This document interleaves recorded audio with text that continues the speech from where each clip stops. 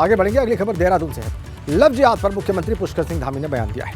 आरोपियों के खिलाफ सख्त कार्रवाई की बात भी उन्होंने कही है। उत्तराखंड की शांति भंग करने वालों को बख्शा नहीं जाएगा, ये बयान होगा। कानून तोड़ने वालों को सजा मिलेगी, मुख्यमंत्री पुष्कर सिंह धामी का यह बयान।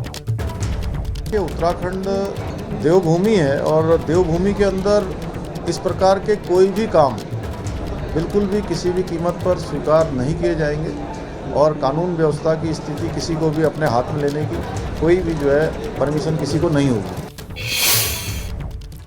अगली अपडेट भी देहरादून से है। मंत्री प्रेमचंद अग्रवाल को तलब करने का मामला है। कांग्रेस प्रदेश अध्यक्ष करण मारा ने इस बाबत बयान दिया है।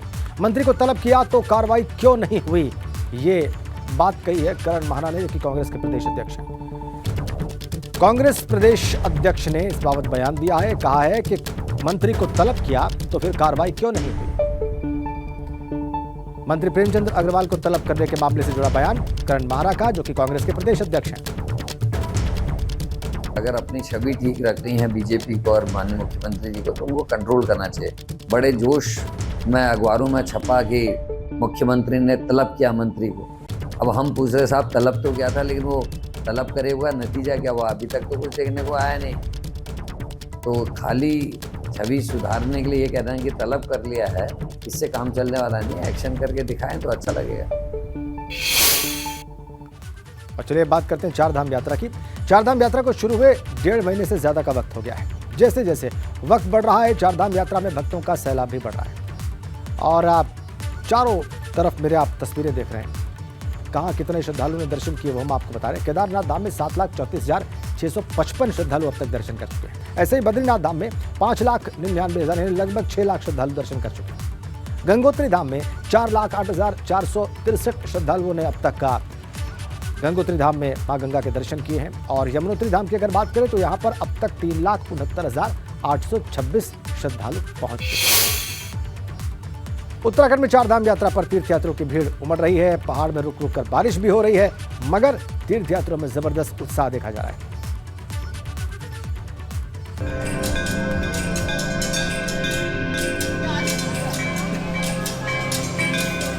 चारधाम यात्रा में आस्था का सैलाब है।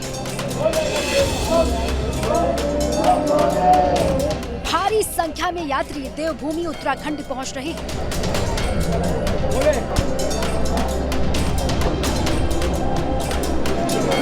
खराब मौसम के बीच यात्रियों में भारी उत्साह देखने को मिल रहा है।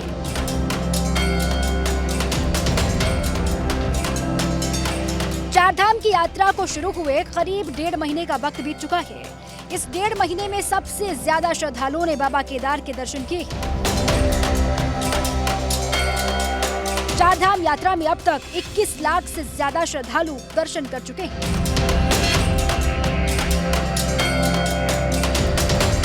केदारनाथ धाम में उमड़ रही भीड़ के बाद प्रशासन के सामने बड़ी चुनौती खड़ी हो गई है। बद्री केदार समिति ने बाबा केदार के दर्शन का वक्त बढ़ा दिया है। अब भक्त 22 घंटे बाबा के दर्शन कर सकेंगे। क्योंकि आप जानते हैं कि जो केदारनाथ की यात्रा करता है उसको काफ़ी कठिनाइयों के साथ में वहाँ पर पहुँचना पड़ता है। विकट वहाँ की भौगोलिक परिस्थितियाँ हैं, जलवायु भी वहाँ पर विपरीत रहती है। तो इसलिए हमारा प्रयास रहता है कि जो भी श्रद्धालु तीर्थयात्री धाम में पहुँच चुका है उसको दर्शन किए बिना वो वापस न लौटे। भले ही बद्री केदार समिति ने ये फैसला लिया है, लेकिन तीर्थ पुरोहित इस फैसले पर सवाल उठा रहे हैं। उनका कहना है कि इस फैसले से परंपराएं खंडित हो रही हैं।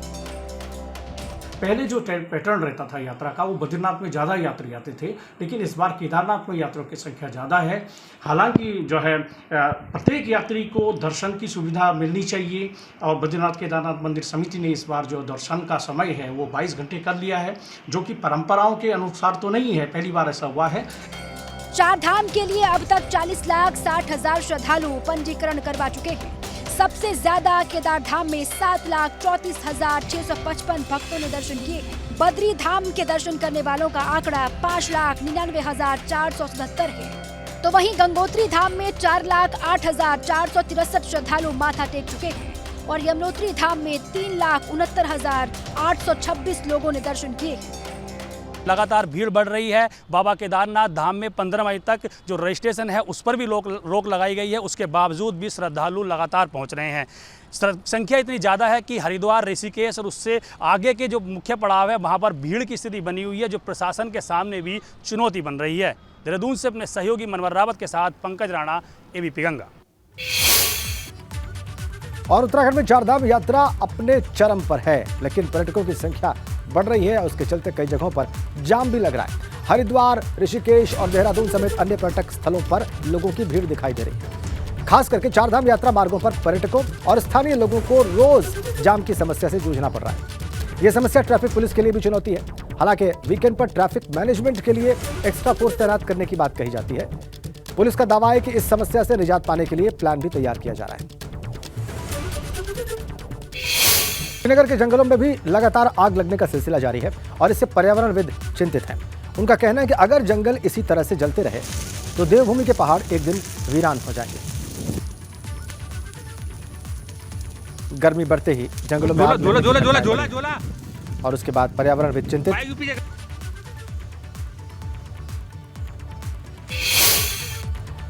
यूं तो बागेश्वर सरयू और गोमती के किनारों में बसा है, फिर भी हर रोज यहां ग्रामीणों को पेयजल आपूर्ति की मांग को लेकर प्रदर्शन के लिए बाध्य होना पड़ता है।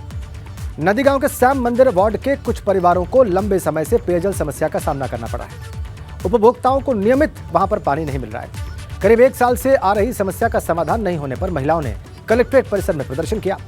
जल्द समस्या का समाधान नहीं होने पर आंदोलन की भी चेतावनी दी।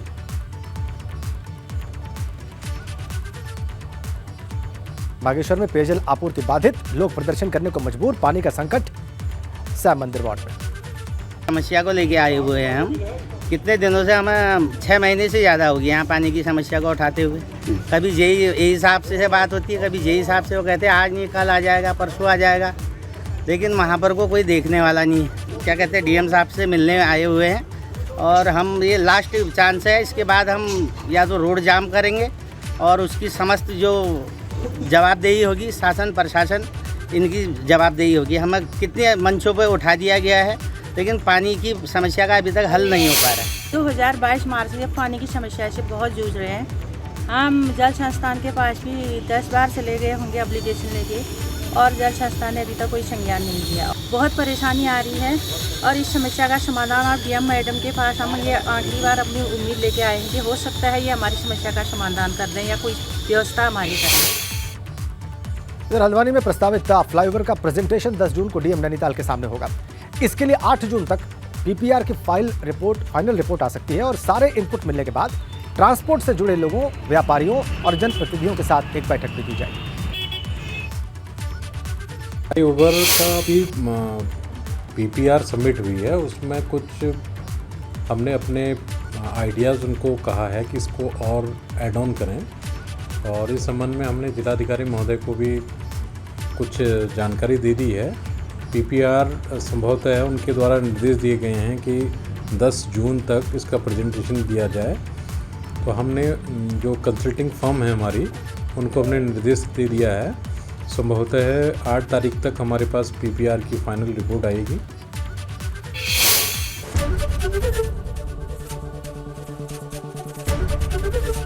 एबीपी गंगा, खबर आपकी, जुबान आपकी।